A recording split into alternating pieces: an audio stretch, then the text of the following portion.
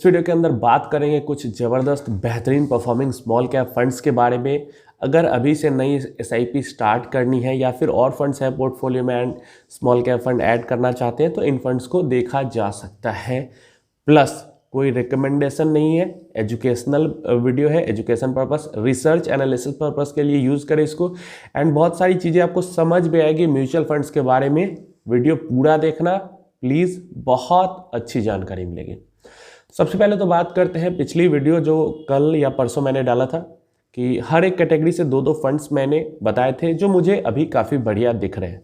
तो वहाँ पे मुझे कमेंट काफ़ी सारे आए कि कोटक के बारे में, अभी कोटक म्यूचुअल फंड में इन्वेस्टमेंट नहीं करना चाहिए क्योंकि पंकज तिब्रेवाल ने कोटक म्यूचुअल फंड को अभी लीव कर दिया है और ये रीजन है, इसलिए अभी नहीं इन्वेस्टमेंट करना चाहिए।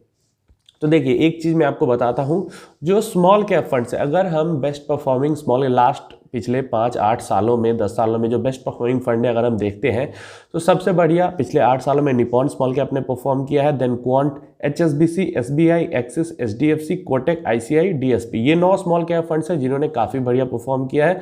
सबका 20% से ऊपर का ही लगभग रिटर्न है, सिर्फ डीएसपी और आईसीआईसी को छोड़ दे तो मैं दिखाता हूं कि ये जो बेस्ट परफॉर्मिंग फंड्स है इनके साथ भी क्या क्या परेशानी रही है पिछले कुछ सालों में।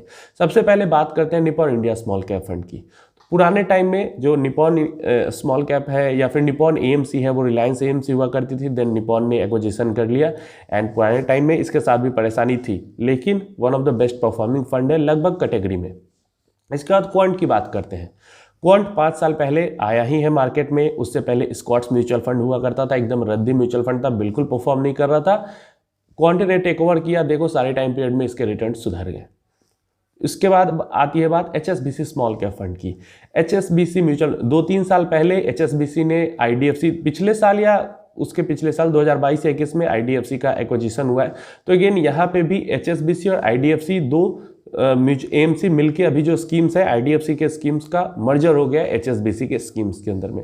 इसके बाद आती है एसबीआई स्मॉल कैप। इसके अंदर कोई कुछ इशू अभी तक नहीं आया, जो है शुरू से जैसा है वैसा ही चल रहा है, कोई चेंजेस इसके अंदर में नहीं हुए।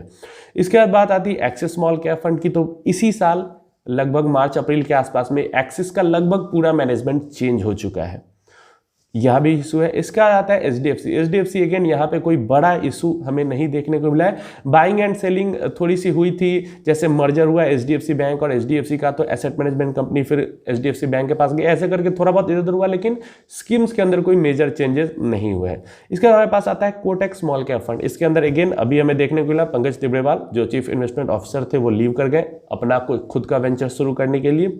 इसके अंदर हमारे पास है ICICI Pru small cap fund. इसके अंदर भी 2020 में कुछ मर्जर हुआ था। आईसीआईसीआई स्मॉल कैप फंड के बीच के अंदर भी पहले दूसरा फंड हुआ करता था, उसके बाद स्मॉल कैप फंड हो गया।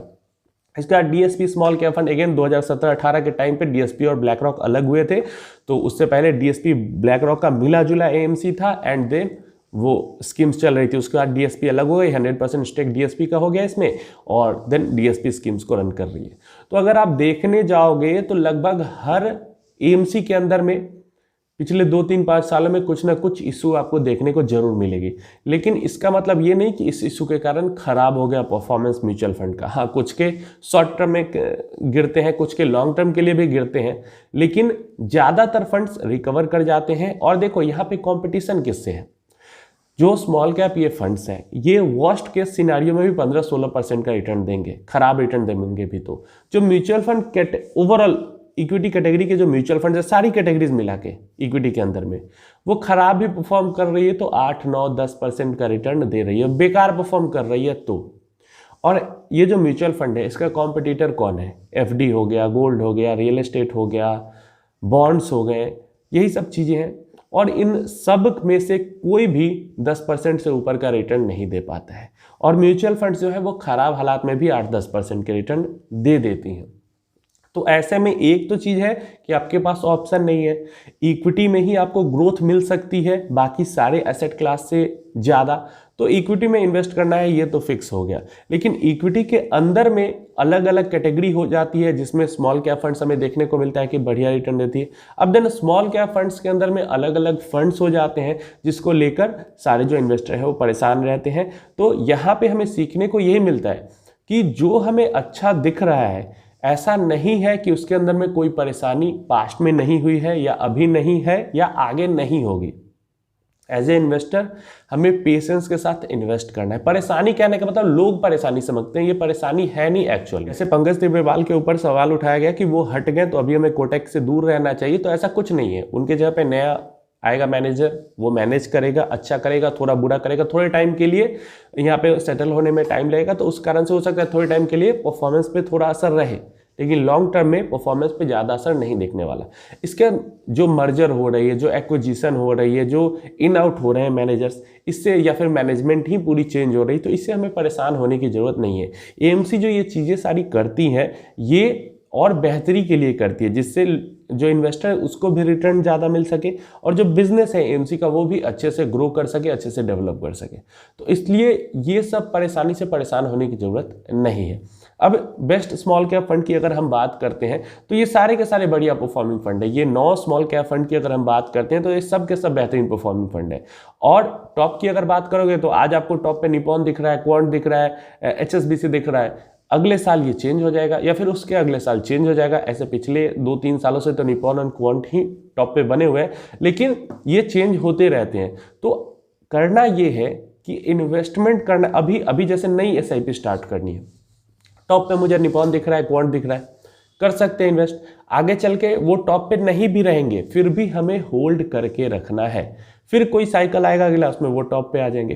तो ऐसे करके टॉप के फंड्स ऊपर नीचे होते रहते हैं। लेकिन अभी के टाइम पे अगर हम बात करें तो डेफिनेटली ये जो फंड्स हैं, निपॉन के स्मॉल कैप फंड की बात करते हैं, SBI के स्मॉल कैप फंड की बात करते हैं, कोटक के स्मॉल कैप फंड की बात करते हैं, इवन HDFC हो गया, HSBC, सब बढ़िया परफॉर्मिंग फंड यहाँ पे दिख रहे हैं। इसके नीचे ये अब जब मैं नई SIP स्टार्ट करने जाऊंगा तो टॉप 10 में से ही चुन के ना स्टार्ट करूंगा। इसके बाद आगे चल के अगर वो टॉप 10 में नहीं भी रहता है तो भी कोई दिक्कत नहीं, फिर भी बढ़िया रिटर्न्स वो दे रहे हैं इन्वेस्टर को बना के, फिर कोई साइकिल में वो ऊपर आ जाएंगे। तो साइकिल से ऊपर नीचे होती रहती हैं। अगर इन फंड्स की ही हम बात करते हैं तो यहाँ पे हमें ICI एक दिखता है जिसका DSP एक दिखता है जिसका 0.9 के पास एक्सपेंस रेशियो है, और दूसरा यहाँ पे हमें कोटक दिखता है और एक्सिस दिखता है जिसका एक्सपेंस रेशियो बहुत कम है, एक्सिस का 0.54 एंड कोटक का हमारे पास 0.41 आ जाता है, जो कि लोएस्ट है इन फंड्स के अंदर। बाकी जो एवरेज एक्सपेंस रेशियो है वो 0.7 के पास निकल के आता है।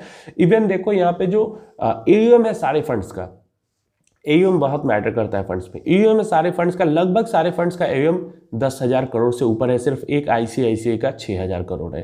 नहीं तो इसके ऊपर देखें तो 2-3 फंड से जो 20,000 करोड़ से भी ऊपर है, और निपॉन स्मॉल कैप फंड तो 30,000 से भी ऊपर है, 40,000 करोड़ के आसपास पहुंचने वाला है स्मॉल कैप फंड का AUM। तो समझ सकते हो कि इतना बड़ा पैसा हैंडल करके भी इतना बेहतरीन रिटर्न ये निकाल के दे रहे हैं, लाइक 40% तक के रिटर्न्स। टॉप अगर फंड की निपॉन की बात करते हैं 40% का प्लस रिटर्न है, क्वांट स्मॉल कैप की बात करते हैं अगेन 40% प्लस रिटर्न है लास्ट 1 ईयर में, एंड लास्ट 3 ईयर में भी इनके रिटर्न 40% प्लस है।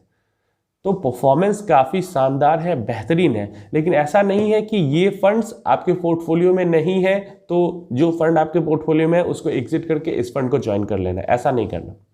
आपको अपने पोर्टफोलियो में देखना है कि आपको 15% से ऊपर रिटर्न मिल रहा है कि नहीं। अगर 16 से 18% तक आपको रिटर्न मिल जा रहा है, मतलब 15 से ऊपर मिल रहा है, XIRR टर्म्स में म्यूचुअल फंड खोलो, पोर्टफोलियो देखो, आपके फंड में आपको अगर 16 से 18 स्मॉल कैप की बात कर रहे हैं 15 प्लस भी मिल जा रहा है, या फिर ओवरऑल पोर्टफोलियो में भी 15% प्लस रिटर्न मिल रहे हैं XIRR टर्म्स में, तो आपको कुछ भी चेंज नहीं करना चाहिए। आपको आराम से अपने म्यूचुअल फंड के अंदर इन्वेस्टेड रहना चाहिए। अगर 15% का XIRR भी ब्रेक हो रहा है अभी के टाइम पे, तो उस फंड को देखने की जरूरत है, क्योंकि पास्ट में जो इतने बढ़िया रिटर्न सारे फंड्स ने दिए हैं, वैसे में अगर आपका म्यूचुअल फंड 15% का XIRR भी मेंटेन नहीं कर रहा है तब तो जरूर चिंता वाली बात है। और अगर सब कुछ सही चल रहा है इस तरीके से तो बाकी कहीं कुछ देखने समझने की जरूरत नहीं है। टॉप के फंड्स ऊपर नीचे होते रहते हैं।